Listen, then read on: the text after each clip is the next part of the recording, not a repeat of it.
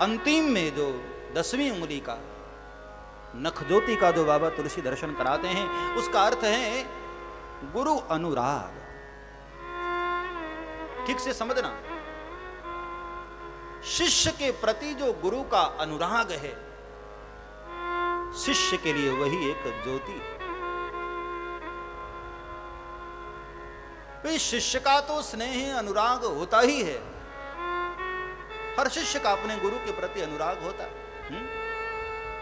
लेकिन मजा तो तब है जब गुरु का भी अनुराग शिष्य पर। आनंद घटना तब घटती है जब गुरु का अनुराग शिष्य पर है। कभी कभी कोई विशेष शिष्य होता है तो गुरु की खुद इच्छा होती है कि ये जरा थोड़ी देर मेरे पास बैठे।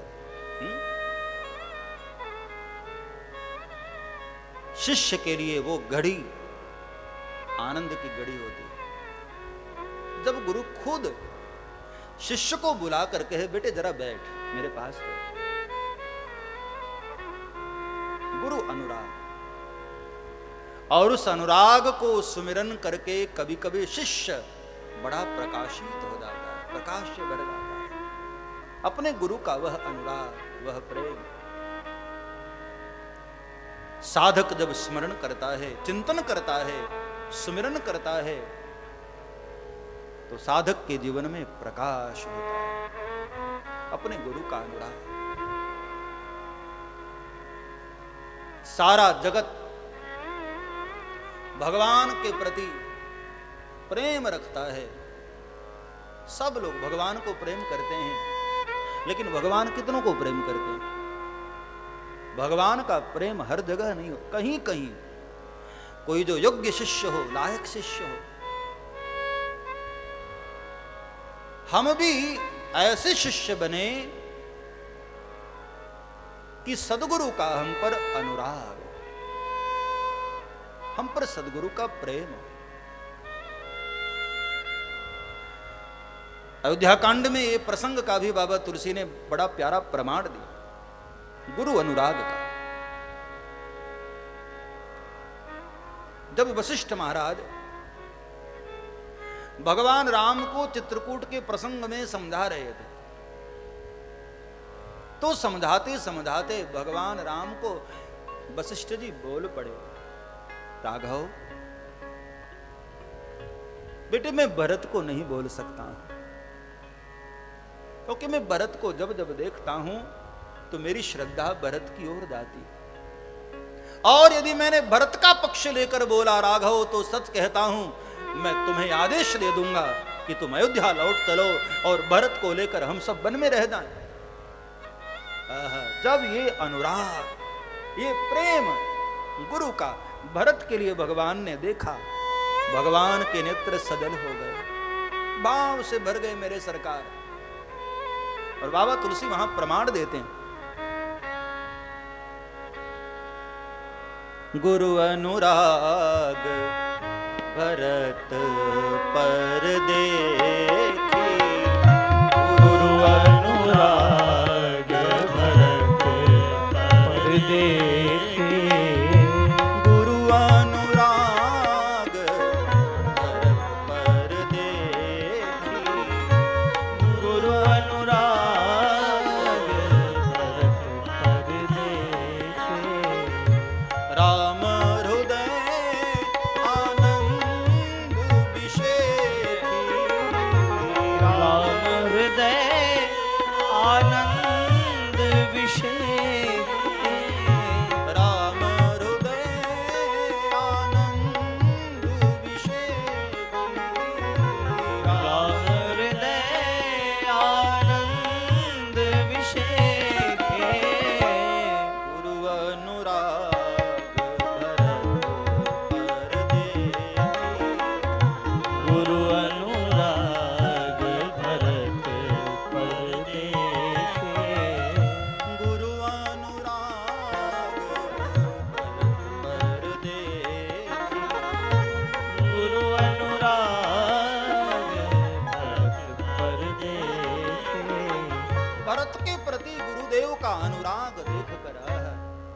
भगवान राम के नेत्र सजल आनंद से भर गए। गुरु अनुराग शिष्य के लिए एक मणि की तरह। कभी कभी आपने अनुभव किया होगा, अपने गुरु का प्रेम स्मरण करके कभी कभी जीवन में कितना रोमांच होता है, रोम रोम खिल जाता है। गुरु का प्रेम याद करें, उनका अनुराग याद करें। हाँ? तो ये 10 ज्योति का बाबा तुलसी ने दर्शन कराया। हाँ? साधक के लिए गुरु पद नख मणि की ज्योति की तरह। और आगे बाबा तुलसी कहते हैं, सुमिरत दिव्य दृष्टि ही होती है। साधक इन 10 प्रकार के मणियों का, गुरु प्रभाव, गुरु स्वभाव, गुरु मंत्र, गुरु सेवा, गुरु पूजा, गुरु वचन, गुरु वाणी यानी ग्रंथ, गुरु ज्ञान, ये सब एक एक मणि है। इनमें से एक को भी स्मरण करके जीवन में शिष्य जब प्रकाशित होता है तो क्या घटना घटती है? सुमिरत दिव्य दृष्टि होती, सुमिरत दिव्य दृष्टि होती, श्री गुरु पद नख मणिगण ज्योति, श्री गुरु पद नख मणिगण ज्योति। बाबा तुलसी कहते हैं, साधक के हृदय में दिव्य दृष्टि होती है। देखो, हमारे पास 3 नेत्र होते हैं, 2 यहां होते हैं, एक तीसरा नेत्र होता है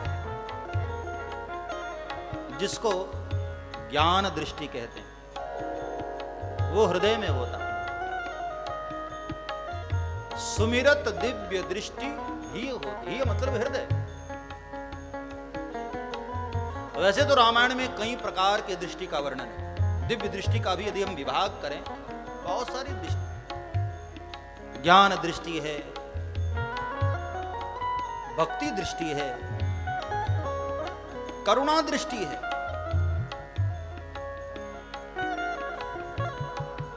रामायण में चकोर दृष्टि का भी वर्णन है।